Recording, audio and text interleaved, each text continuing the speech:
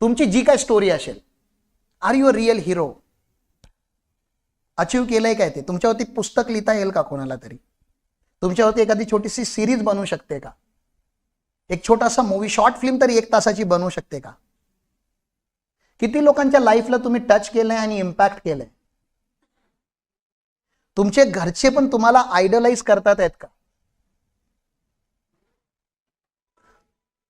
जर तुम्ही बिझनेसमॅन आहात तर तुम्ही देव आहात ऑलरेडी, कारण की 2 लोकांचं तरी घर तुम्ही चालवत असाल.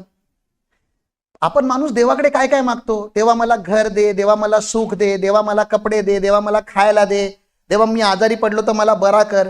हे सगळं करायला पैसा लागतो. तुम्ही तुमच्या घरच्याला चालवताय म्हणजे तुम्ही त्या घरातले देव, आणि तुम्ही तुमचं चालून अजून 4 जणांचं चालवताय म्हणजे तुम्ही त्यांचे पण देव. ज्या ट्रान्सपोर्टवाल्याला तुम्ही बिझनेस देताय त्याचे पण तुम्ही देव, कारण की त्याची स्वप्न तुमच्या बिझनेस रन केल्यामुळे होतात.